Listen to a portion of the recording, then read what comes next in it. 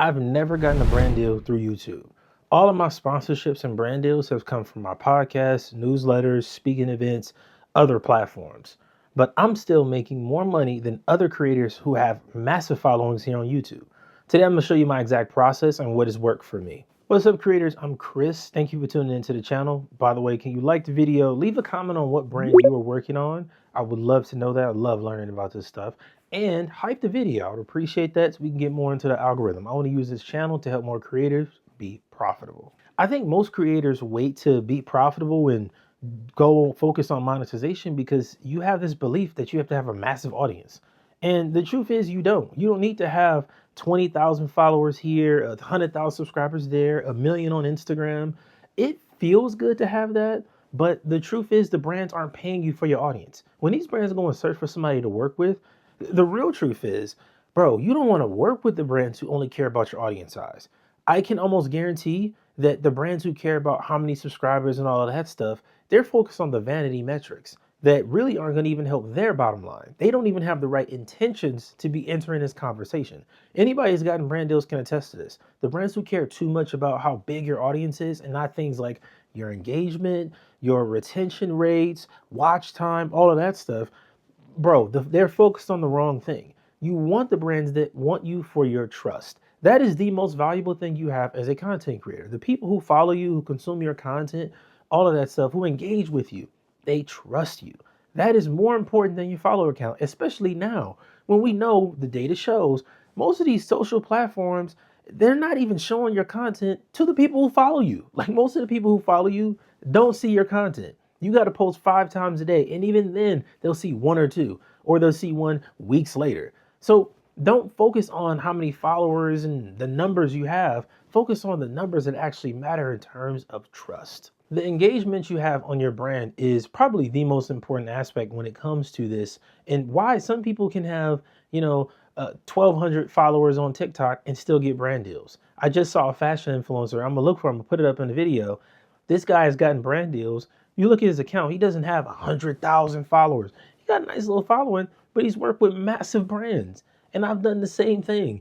The follower count focus is just negative. You got to focus on the trust and the engagement and really, I think, putting out the information, the content that your audience wants to see.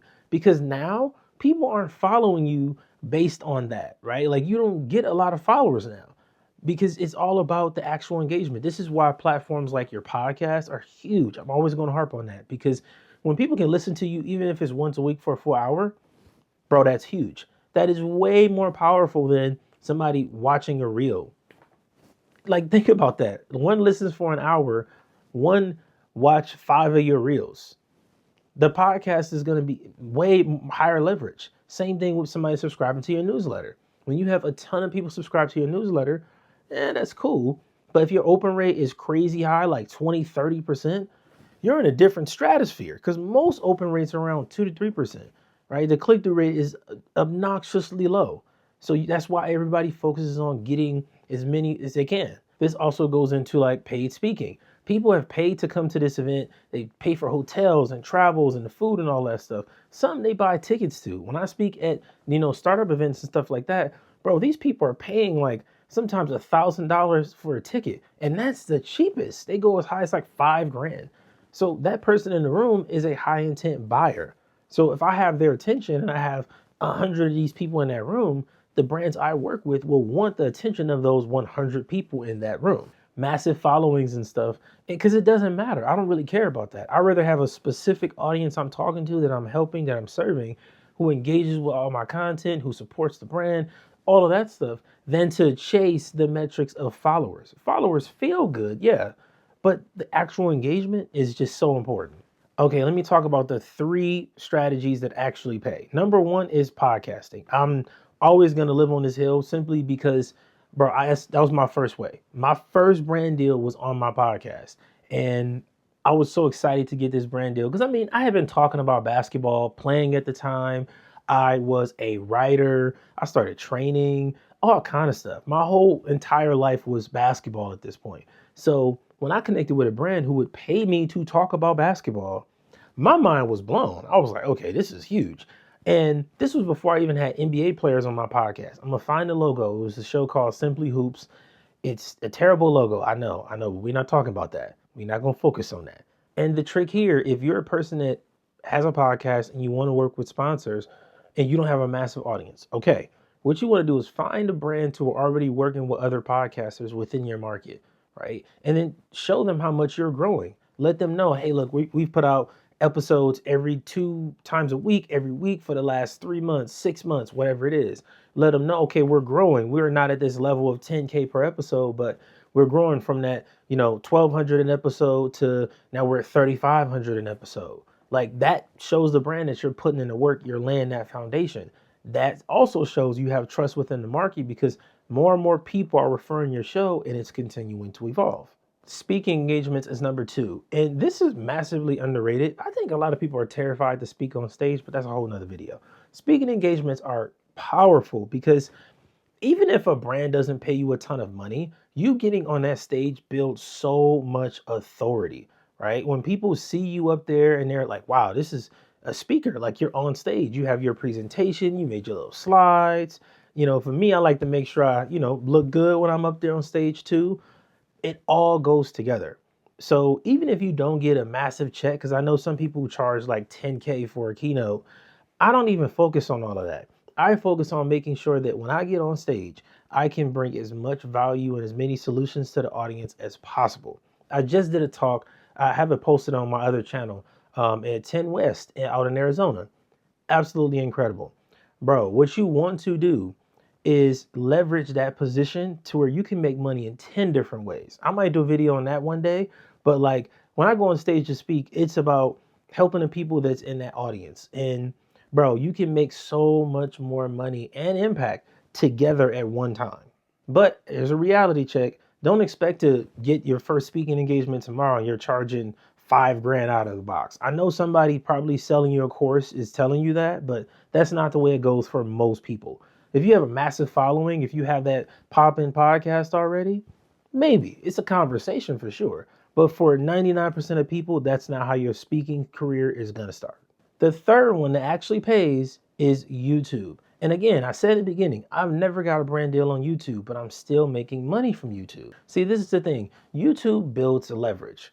Think about this. When I post my podcast on YouTube, if it doesn't have a ton of views and engagement, some people could consider that to be a bad thing.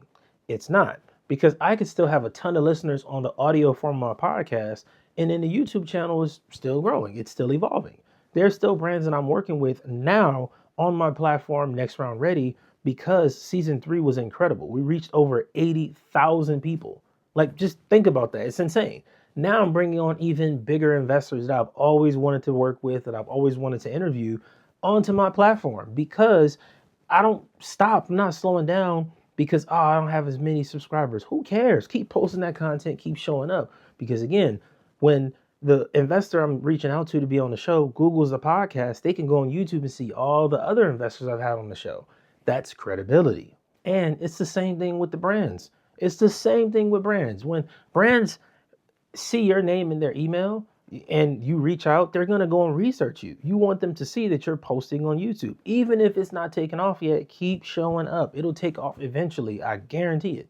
Okay, so for perspective, I'll show you exactly what I did to get one of my sponsors. And I'll show you one from years ago to show you I've been in this game for a minute. I reached out to this brand. We connected on, I think it was LinkedIn. LinkedIn is a gold mine. Let me know if y'all want me to do a full video on how to actually find sponsors and have these conversations, because it's something I've been doing for years. And LinkedIn is going to be the best place to find people. Went on LinkedIn, found this person, got their name and email, and I did my reach out, right? And I'm showing you right now, this is the exact email I sent that got us on the phone. When we got on the phone, that's a whole nother thing. It's a whole script that I use that I had planned out. And I want to give myself credit for this. Bro, I built my ad script or my pitch script for my show before we had AI. I didn't use AI for this, bro. This was all between the ears. You feel me? This is all work. This is me. So if I share this template with you, which I will, completely free, you don't have to pay nothing. It's me. It's not AI. You know what I'm saying? And it worked extremely well. And this got me one of my first brand deals. Now, what's interesting is the first contract was around like $15, right? Later on, we ended up getting to like $75 an episode. Bro, at that level, it became a little serious. Because think about it, you're doing 75 an episode, 3 episodes a week. That's adding up. That's some decent money. That's some decent money right there. We not gonna gawk at that. And over the years, I worked with other creators to help them monetize as well. I'll even put in a video testimonial right here for you to check it out.